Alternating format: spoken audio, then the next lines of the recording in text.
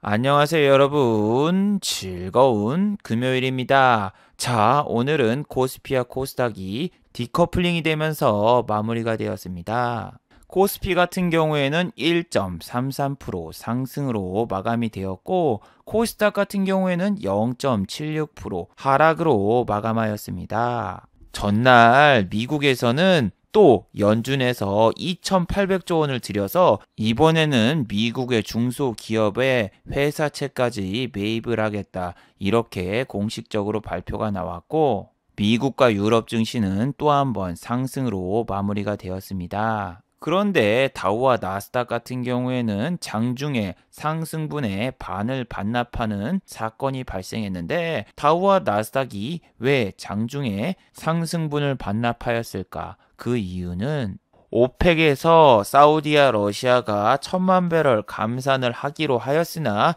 예상치를 하회했다, 이런 뉴스가 나오면서 장중에 2% 이상 오르던 다우지수는 1%대로 마감이 되었고, 한국 지수 역시 초반부터서 하락세를 보이며 하락으로 출발하였습니다.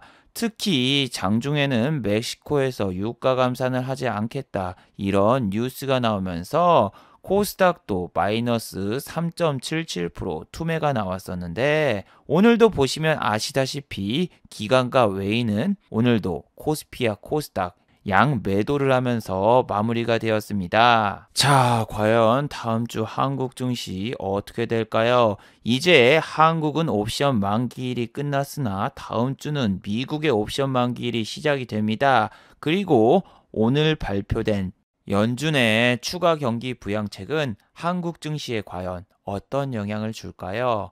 오늘 이 시간에 한번 알아보도록 하죠.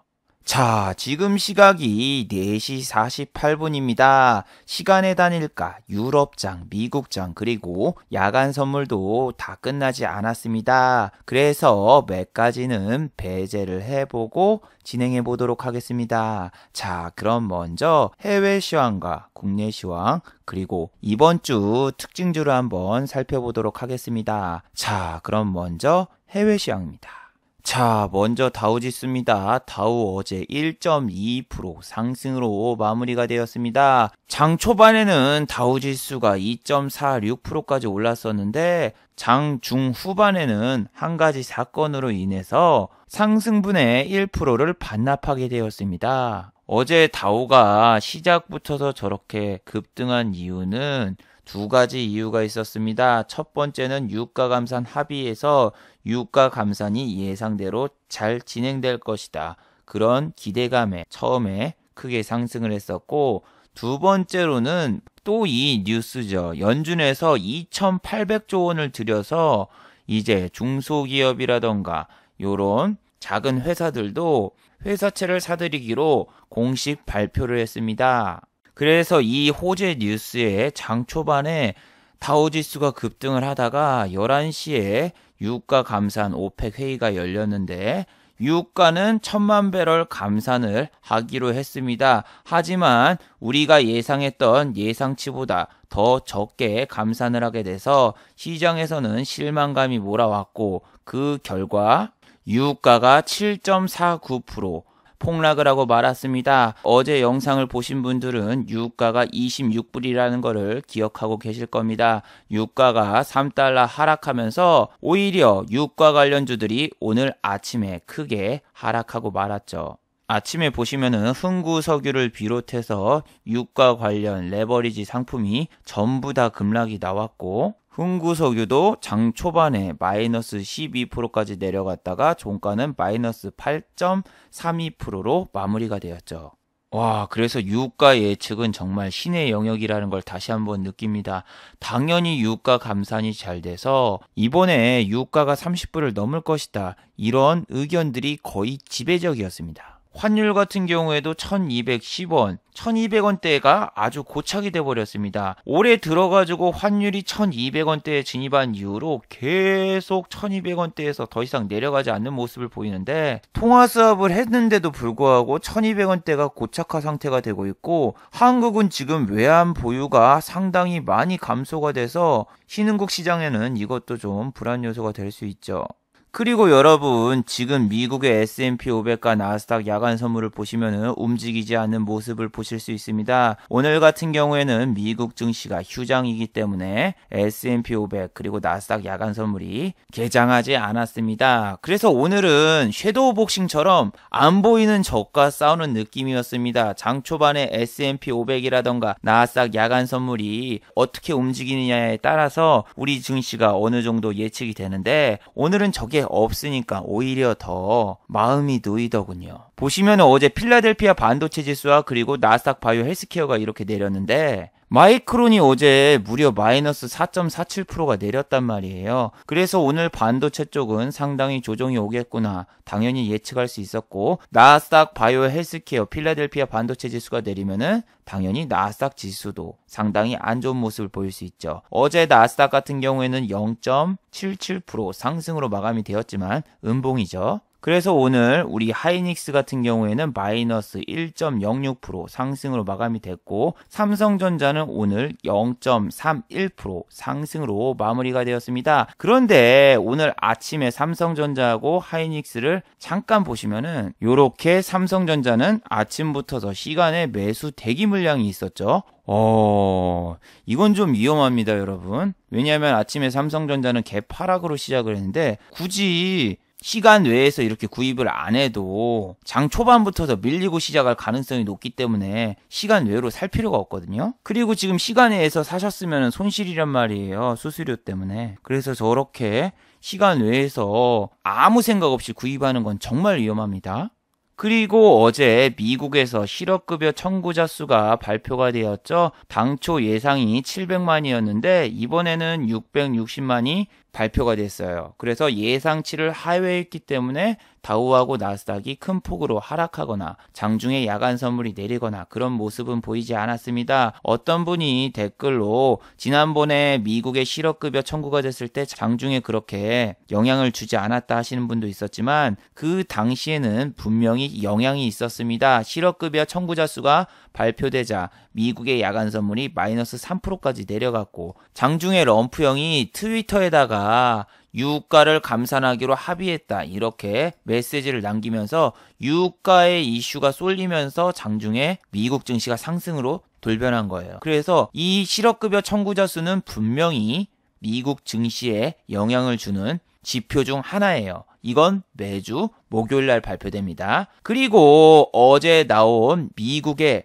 요 회사채 매입 뉴스, 이거 같은 경우에는 저는 지금 생각하는 게, 얘네는 진짜 코다리 관련 이슈가 끝난 다음에 어떻게 될까 예측도 안 됩니다. 자, 여기서 한 가지, 제 영상을 꾸준히 보신 분들은 다 알고 계실 겁니다. 지금 유튜브에서는 이 코땡땡에 관한 이야기를 할 수가 없습니다. 그렇기 때문에 이 단어를 코다리 무침이라고 돌려서 말하는 점 이해 부탁드리며, 유튜브에서는 또 정치인, 대통령이라던가 이름을 언급하는 것도 금지가 되어 있기 때문에 미국의 대통령은 럼프형, 또 중국의 주석도 진핑형 이렇게 돌려서 말하는데, 이건 제가 웃기려고 말씀드리는 게 아니라 유튜브 정책상 말을 할 수 없기 때문에 제가 다른 단어로 대체해서 말씀드린다는 점, 이 점 참고해 주시기 바랍니다. 왜냐하면은 지금 미국은 이 코다리 바이러스 관련해서 이렇게 회사들이 부도가 나거나 혹은 사람들이 이제 일자리를 잃어가지고 돈이 없거나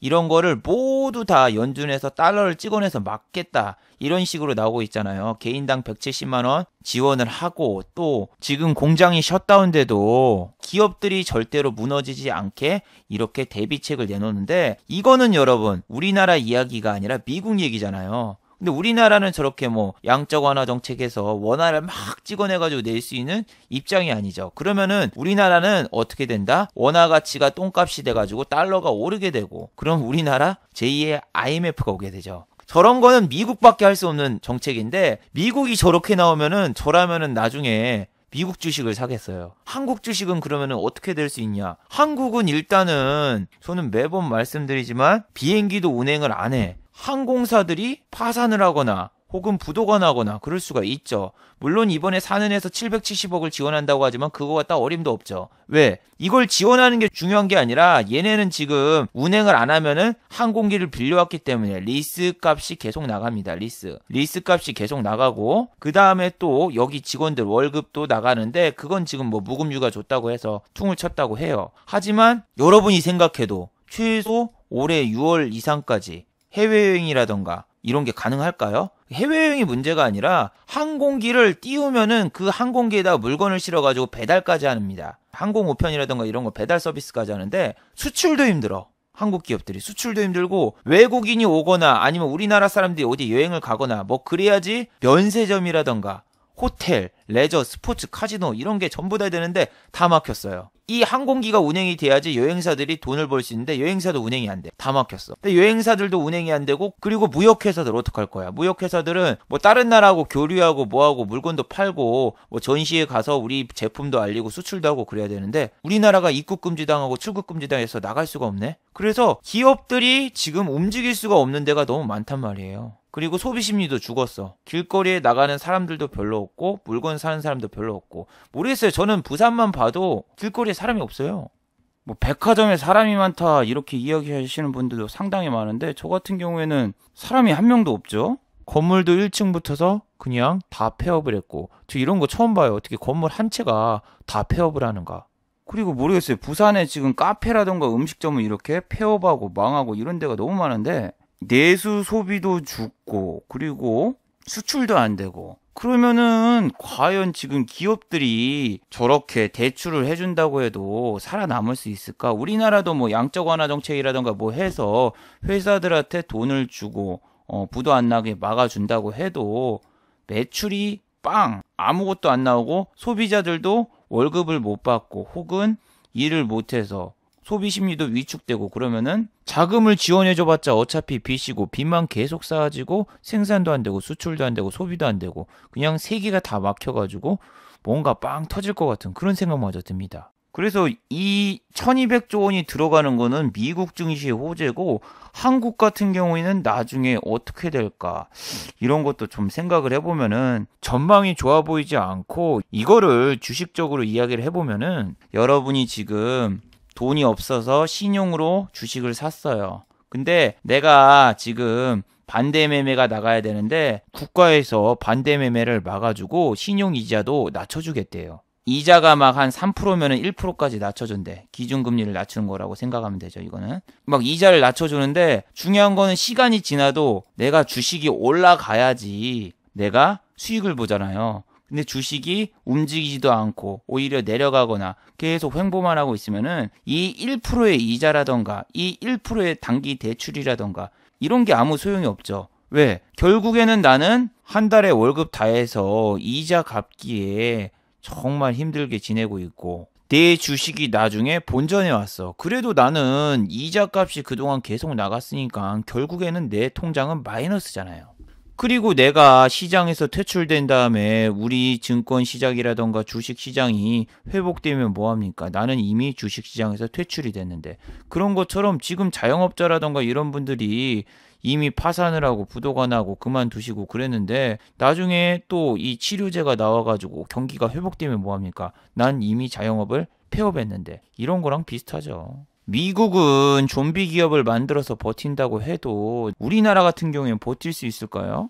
우리나라는 내일 모레 경제지표가 나오는데 경제지표가 얼마나 나올까? 이게 좀 불안 요소긴 하죠. 그리고 가장 중요한 게 미국이 다음 주에 옵션 만기입니다. 우리나라 옵션 만기 이번 주 끝났잖아요. 그래서 옵션 만기 이후에 외국인과 기관의 수급을 보시면은 자, 기관은 오늘도 팔고 외국인도 오늘도 다 팔았습니다. 장 초반에는 외국인이 매수로 잡혔습니다. 코스피 같은 경우에는. 이렇게 아침에 11시 전까지는 외국인이 53억이나 매수를 했고 개인은 아침부터서 3천억 원 이상 매수를 하더군요. 그리고 기관은 초반에 3천억 원 이상 매도를 해버렸습니다. 지금 계속 말씀드리죠. 기관은 아침에 무조건 다 팔고 그리고 오후장에 잠깐 산다. 하지만 매도 수량은 계속 쌓아져 있다. 여러분이 지금 생각하시는 증시안정화 펀드 어제도 이야기했죠. 어제 이 영상이었죠. 증시안정화 자금 투입, 기관은 왜 매수를 안 할까? 이 영상에서도 이야기를 했듯이 지금 증시 안정화 자금이 투입이 됐는데 왜 기관은 매수를 안 하고 매일 이렇게 매도를 할까? 여러분도 궁금하시잖아요.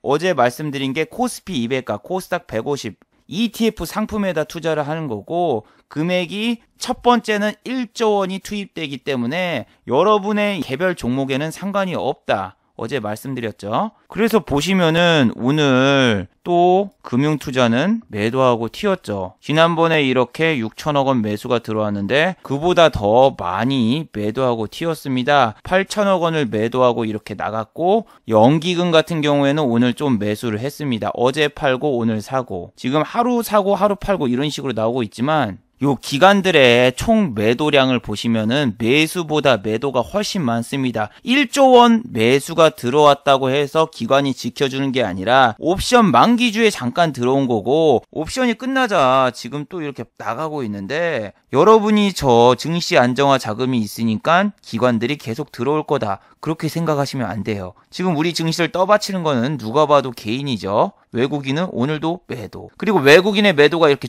줄어들었다라고 또 생각하시면 안 되는 게 우리는 맨날 이런 기사가 나와요. 외국인의 매도폭이 줄었다. 1,000억 원도 매도를 안 했다. 그럴 때마다 어떻게 됐다? 매도폭 축소. 기사 나온 다음에 어떻게 됐어? 그 다음날 바로 5천억 원 던지고 그 다음날 6천억 던져서 이틀 동안 1조 원 매도. 그 다음에 또 여기서 매도폭 축소 기사가 여기서도 나왔었어. 근데 그때 어땠다? 또 3일간 1조 원 매도. 그래서 여기 금요일날 이렇게 매도폭이 축소된 거는 그냥 거래량이 별로 없어서 조금만 던지고 나간 거지. 이게 지금 뭐 유가가 합의가 되고 그리고 또 미국의 새로운 정책이 나와서 외국인이 매도폭을 축소하고 있다. 그러기보다는 우리는 철저하게 환율만 보세요.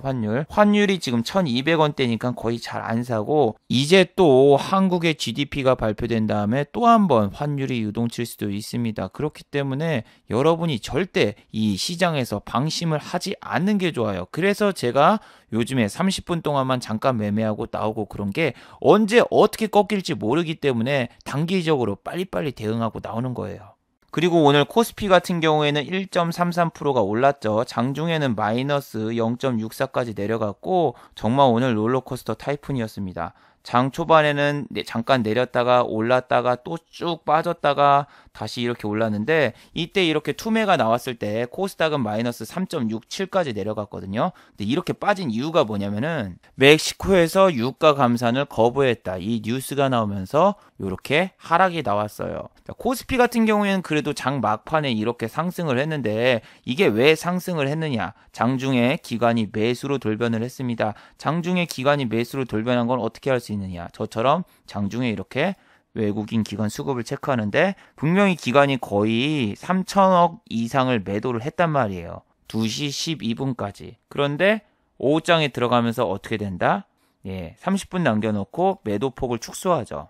2천억까지 축소를 하고 장 마지막에는 어떻게 됐다? 외국인도 500억 정도 매도폭을 축소했습니다. 여러분은 지수가 1.33% 올라서 오늘 좀 장이 괜찮았네 이렇게 생각하시나요? 아니면은 여기 보시는 대로 오른 종목도 별로 없는데 왜 지수가 이렇게 올랐지? 이렇게 생각하시나요?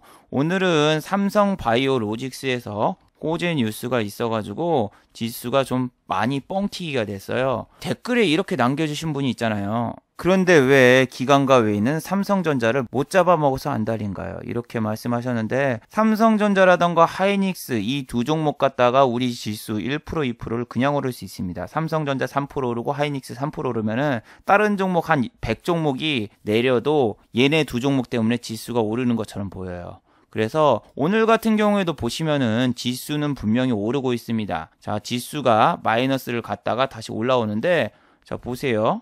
내리는 종목과 오르는 종목. 내리는 종목이 더 많죠? 근데 지수는 1% 상승 중이에요. 여기서도 0.87% 상승 중이죠? 근데 내리는 종목이 500 종목이죠? 이게 왜 그렇다? 삼성바이오로직스가 20% 이상 급등을 했어요, 장중에. 근데 급등한 이유도 진짜 웃겨요. 나 이거 뉴스 보고 어안이 벙벙했거든요. 이게 뉴스를 보면은 이번에 코다리 바이러스 관련된 치료 후보 물질을 미국의 한 제약사와 위탁 계약을 했다. 이 뉴스에 오늘 장중에 20% 이상 급등을 한 거예요. 이게 말이나 됩니까, 여러분? 아니 뭐 백신 개발을 한 것도 아니고 치료제를 만든 것도 아니고 혹시라도 이 무력화를 시킬 수 있을까 없을까도 몰라. 근데 이거를 지금 수출 계약하기로 했다고 해가지고 오늘 얘가 60만 원을 넘었어요. 60만 원. 그래서 나는 이 뉴스가 이렇게 대단한 건가? 좀 의아했어요. 왜냐면은 오늘 진짜 말도 안 되는 뉴스로 막 급등한 애들이 있었는데 DPC도 보세요. DPC 오늘 14%가 올랐습니다. 근데 14%가 오른 게 오른 것도 아니야. 왜냐면은 장막판 동시효과 때 소수 계좌로 어떤 애가 작업을 쳤거든요. 그래서 지금 투자주의도 걸렸는데 7,860원이었는데 동시효과 때 얼마야? 동시효과 때 6억을 넣어가지고 이렇게 끌어올린 거고 장중에는 이렇게 하락 중이었거든요. 위에서 올렸다가. 그래서 지금 DPC가 왜 올랐나 찾아보면은 아니 방탄소년단 옛날 콘서트를 유튜브에서 무료로 스트리밍 서비스를 한다. 이 뉴스가 나왔어요. 근데 아니 저 뉴스 나온다고 해서 이 방탄소년단 관련주가 14%가 오른다? 당장 지금 콘서트도 다 취소되고 월드 투어도 못하게 생겼는데 전혀 수출과 수입에 전혀 영향을 주지 않는 뉴스인데 저거 갖다가 지금 급등을 시키고 그러는데 난 삼성바이오로직스도 똑같다고 생각을 합니다. 저게 지금 뭐 치료제를 개발한 것도 아니고 치료제를 수출하는 것도 아니고 효과가 있을지 없을지도 모르는 물질을 하나 수출을 했는데 저거 갖다가 주가가 22% 이상 급등을 했다. 말도 안 되죠. 이게 진짜 뭐 호재 뉴스라고 보기에도 애매하고 이렇게 지수만 올려서 착시 효과를 누리게 했는데 여러분이 그래서 뭐 시총 상위주는 무조건 관종에 집어넣고 관찰을 하셔야 됩니다. 안 그러면은 오늘처럼 지수는 오르고 있는데 내 종목은 내리네. 왜 내리지? 하면서 의문을 가지게 돼요. 그리고 코스닥 오늘 정말 대박이었죠. 마이너스 3.72까지 내렸다가 종가는 마이너스 0.76% 하락으로 마감했는데 오늘도 뭐 매수 주체는 개인이었죠. 그리고 이렇게 떨어진 이유는 뭐다? 멕시코의 유가 감산 거부. 그것 때문에 이렇게 떨어졌는데 이거 떨어지면서 좀 느끼신 게 있으셔야 됩니다. 뭐냐면은 지금 증시가 이렇게 시작부터서 갭을 빵빵빵빵빵 띄우면은 종목별로 어떻게 된다? 아침부터서 갭이 막 5%, 그 다음날 뭐 10%막 이렇게 물량을 다 흡수 안 하고 이렇게 갭이 떠버리는 경우가 많아요. 그리고 지수도 같이 오르고 종목도 같이 오르고 그러면은 실질적으로 이 종목에 물량 흡수가 안 돼서 매수자가 별로 없는 경우가 많습니다. 그러면은 지수가 빠질 때 어떻게 돼요? 쉽게 빠져요. 왜? 여기서 산 애들이라던가 여기서 산 애들이라던가 이 위에서 산 애들은 자기가 조금만 빠져도 손실로 돌변하기 때문이에요. 그리고 반대로 사는 사람들도 이게 밑에서 빠지길 기다리고 있지 이런 데라선가 이런 데선 잘 안 살려고 해요. 이거를 쉽게 설명해 드리면은 자, 이글배처럼 이렇게 점상을 가면 이런 데서 매수자가 없단 말이에요. 그러면 이런 데서 산 사람들 이런 데 위에까지 올라가야 되는데 여기서 샀다? 근데 갭이 떴어 그 다음날. 그럼 바로 팔죠. 팔고 내려오는데 이런 데서 산 애들은 빨리 팔고 나가려고 해요. 왜? 나는 수익 구간이 지금 적고 내리면은 큰 손실을 여기까지 볼 수 있으니까. 이게 6,000원부터서 8,000원까지 산 애들이 있으면은 아직 수익 구간이니까 좀 더 길게 들고 가는데 위에서 시작을 한 애들은 빨리 던져야지 자기가 수익을 확정할 수 있으니까 빨리 투매가 나와요. 다음 날도 누군가 잡아줘야 되는데 많이 안 잡아줘. 이거 위에서 많이 안 빠진 것처럼 보여도 자세히 보시면 마이너스 16%입니다. 확 빠지는 거예요. 이게 밑에서 이렇게 물량을 흡수하고 기관이랑 외인이 샀으면은 자기네가 손해를 안 보려고 하거나 아니면 이 종목이나 혹은 지수를 올리기 위해서 어느 정도 물량을 이렇게 받쳐주고 사주는 애들이 있는데 개인은 각계전 투기 때문에 서로 평단가도 다르고 그리고 증시에 투입할 수 있는 자금이 생각보다 크지가 않아요. 빠져도 누군가 잡아줘야 되는데 받아주질 않으니까 결국에는 잠깐 이렇게 떴어도 쭉 빠져버리잖아요. 막 순식간에 50% 이렇게 척척척척척척 빠져서 내려가는 게 우리나라 지수가 지금 코스피도 그렇고 3일째 1%대 이렇게 딱딱딱딱 갭이 떠서 시작해서 위에서 산 애들은 있어. 근데 지금 위에서 산 애들은 내 종목이 지금 조금이라도 마이너스가 되면 바로 탈출하려고 하고 그리고 받으려는 사람들도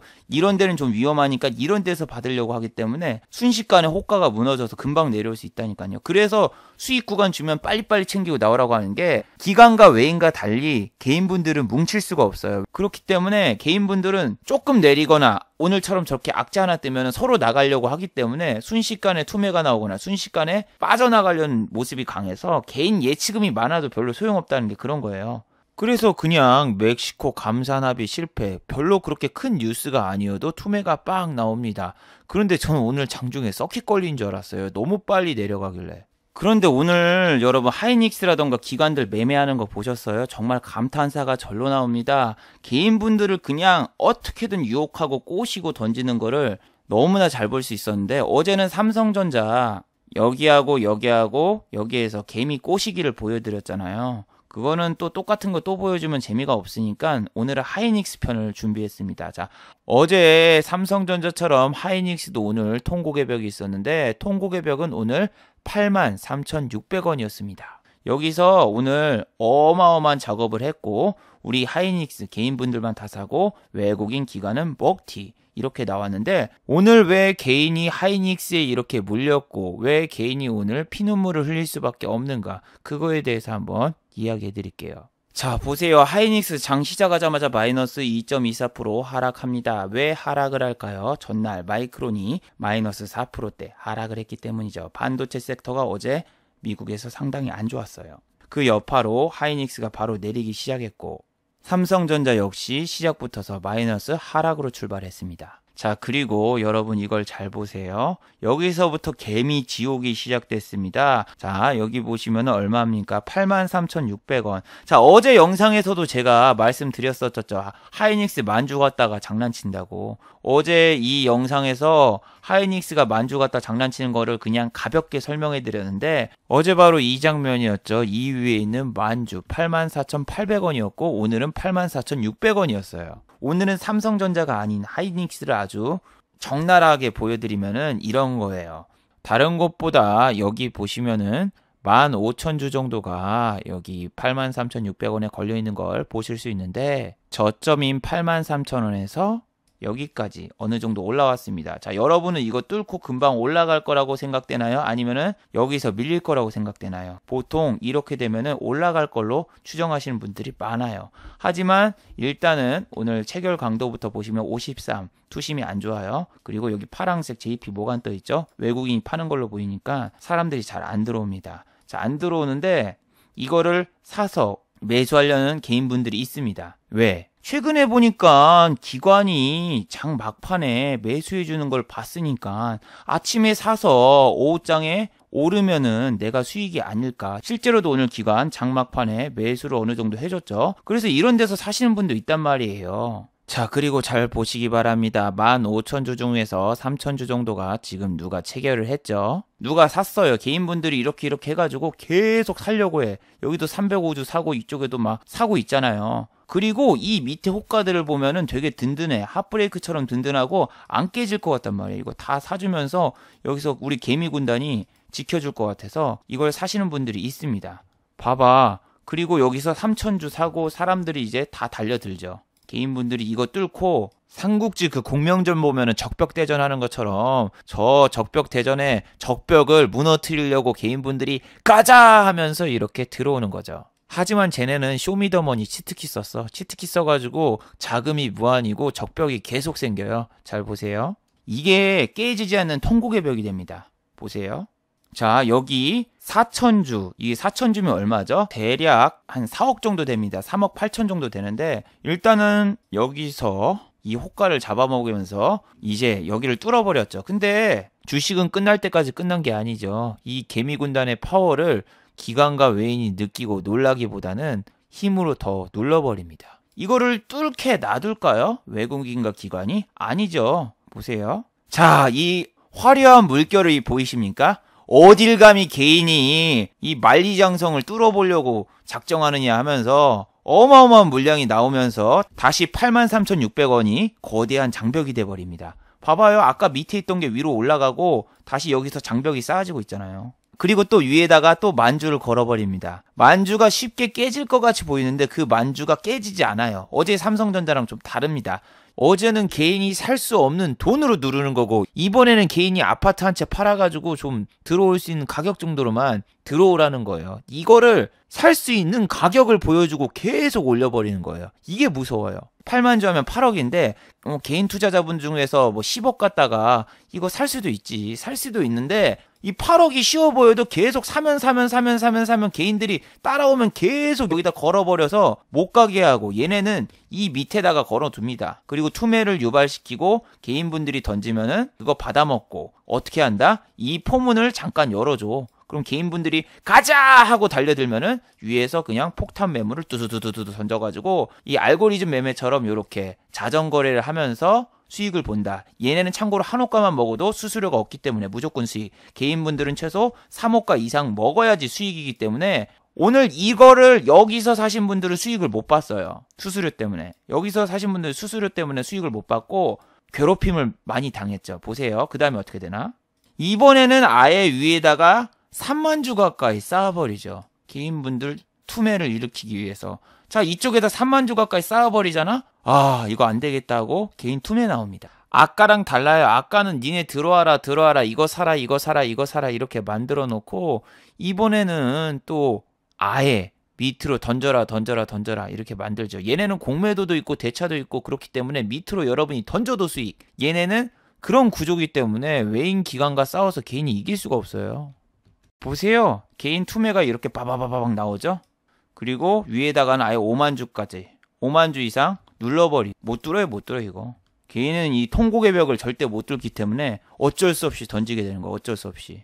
자, 그리고 밀리죠. 밀리고 이 밑에까지 내려가는데 자, 봐봐. 아까 여기 위에 5만 주 걸려 있었죠? 이거 밑으로 내려가니까 바로 뺀 거 보세요. 만주. 다시 만주 걸어가지고 개인분들 이거 뚫릴 수 있는 것처럼 보여준 다음에 유혹하잖아요. 아까는 5만 주 걸어가지고 개인분들 투매 나오게 만들고 지금은 살랑살랑 다시 꼬리를 치면서 여러분을 유혹하고 있고 이거 누가 봐도 금방 뚫릴 수 있을 것 같아. 근데 이 만주가 되게 지독한 놈이라니까요. 델리만주야 델리만주. 또 개인분들 유혹하잖아요. 사러 와줘 하면서 이렇게 개인분들 달려들죠. 5천주밖에 안 남았잖아. 금방 뚫을 것 같죠. 어림없습니다. 다시 위에다 5천주 쌓아놓고 다시 만주가 되고 이거 지쳐서 못해요. 지쳐서. 지금 지수가 막 밀리고 있고 코스닥 급락 나오고 그러는데 이걸 어떻게 버텨요? 봐봐. 또 투매 유도해. 또 투매를 유도해서 개인분들 던지잖아요. 지수가 밀리는데. 어떻게 해요 이런 거. 밀려가지고 여기 통곡의 벽 또 없어졌죠? 여기 있던 통곡의 벽이 또 사라졌어. 그리고 개인의 투매를 유도하게 해서 지네가 물량 한번 받고 다시 위로 올립니다. 올린다는 게 그거예요. 83,600원에 있던 호가를 다 취소해가지고 그냥 올려줘요. 그럼 개인분들 가자 하고 따라 들어오잖아? 그럼 위에서 또 다시 던집니다. 그리고 다시 83,600원이 거대한 장벽이 돼. 이 밑에서 올라가지 못하게 눌러버리고 83,600원 거기만 간다? 또 눌러버립니다. 예, 또 눌러버려. 그리고 이제 또 가자 하면 이쪽에서 이제 또 포문을 열어줘요. 열어줘가지고 이번 여기까지 오게 한 다음에 이쪽에서 또 던지고 막판에는 그냥 다 먹고 그냥 빤스 런했습니다. 동시효과 때는 요 연기금이 매수를 하면서 어느 정도 풀어줬는데 외국인 진짜 매매 잘하죠. 외국인 기관. 이렇게 해서 여기서 털어먹고 여기서 털어먹고 여기서 털어먹고 마지막에 동시효과 때 조금 올려주고 그래서 아까 통곡의 벽과 그리고 또 시초가에 사신 분들은 오늘 무조건 손실이죠. 그리고 내가 1%를 먹으려면은 얘가 어디까지 올라가야지 1%가 된다? 여기까지 올라가야 돼. 여기까지. 내가 1% 먹으려면은. 근데 얘네는 어디서 장난친다? 여기서부터서 이 밑에까지 해서 와리가리 치면서 계속 왔다 갔다 해서 자전거래를 다 털어먹고 개인분들은 이런 데서 물리면 어떻게 된다? 한 2, 3주 고생합니다. 2, 3주. 지난번에도 88,000원 돌파할 것처럼 보여준 다음에 여기서 한번 통곡의 벽 쇼를 했단 말이에요. 그 뒤에 지금 어떻게 됐어요? 아직도 이 통곡의 벽을 못 넘고 넘을 것처럼 계속 보여줘. 계속 유혹을 하고 있는데 여기 날짜가 언제입니까? 3월 26일이에요. 벌써 2주 가까이 돼가는데 이 통곡의 벽에 갇혀서 못 나와요. 계속 잘못하다가. 여기서 또 찌찌찌찌 하면서 찌질거리면서 빠지면은 버티기가 더 힘들어집니다. 그래서 개인분들이 그냥 이 차트를 보고 저기서 샀으면 대박이 아니라 직접 자기가 주식을 사는 순간 어마어마한 스트레스와 그리고 어마어마하게 답답함을 느끼게 되는데 바로 저런 거예요. 위로 못 올라가게 막아버리니까. 왜 저렇게 작업을 한다? 쟤는 공매도로도 수익을 볼 수 있고 자전거래로도 수익을 볼 수 있고 개인은 수수료가 있어서 저렇게 자전거래를 못하고 예, 그렇게 되기 때문에 개인분들이 버티기가 힘들어. 삼성전자도 똑같잖아요. 2주 전에 샀으면 여기 5만 원 넘을까 말까 해가지고 이쪽에서 계속 미련 가지고 있다가 여기서 5만 원 한번 돌파했는데 못 팔아가지고 또 계속 끌려다니고 2주 동안 계속 똑같은 현상이 계속 나오고 있어요. 그래서 삼성전자하고 하이닉스 이런 애들 갖다가 왜 장난을 치냐면은 자전거래로 여러분에게 물량 다 떠넘기고 장난칠 수 있고 그리고 지수도 안 빠지게 만들 수 있고 그래서 여러분을 이렇게 유혹하고 노는 거예요. 그리고 오늘 현대차도 똑같았어요. 자, 현대차 오늘 10만원 한번 돌파했었죠. 삼성전자랑 똑같아요. 요즘에는 대형주들을 한번 의미 있는 가격을 돌파시켜준 다음에 그 다음에 빼버리는데 저는 제발 말씀드리잖아요. 대형주는 이 순번이 되게 오래 기다려야 된다고 아침에 걸어두고 여러분이 제발 취소하지 말라고. 이게 순번을 뒤로 이렇게 미루면은 자기는 여기까지 체결될 때 대기열이 끝번에 있기 때문에 본인 거 체결되려면 하루 종일 기다려야 된다고. 여기 10만원대에 터치를 하면은 그냥 여러분이 팔리고 끝나야 되는데 여기 10만원대 가잖아요? 그럼 사람들이 호가를 다 이 위로 수정을 해버려요. 지금도 이런 거 짜잘한 거 개인 물량 아니에요. 100주, 12주 이런 거. 여기 이제 10만원대 돌파하려고 하니까 이렇게 자꾸 위로 플러스가 생기는 거는 개인분들이 10만원을 자기가 목표가로 정했다가 10만원이 아니라 얘가 더 가겠구나. 왜 체결 강도가 100이 넘고 지금 현대차 공장이 지금 다시 오픈한다고 하는데 실적이 더 좋아지지 않을까 그런 기대감에 사로잡혀 있기 때문에 익절할 구간을 분명히 줬는데 얘네를 어떻게 해요? 탈출 안 하고 위로 올린단 말이에요. 자꾸 호가를. 근데 기관과 외인 애들은 얘를 의미 있는 가격 돌파로 여러분을 꼬셔놓은 다음에 던져버립니다. 얘 돌파해요. 요즘 트렌드가 돌파시켜주는 거니까.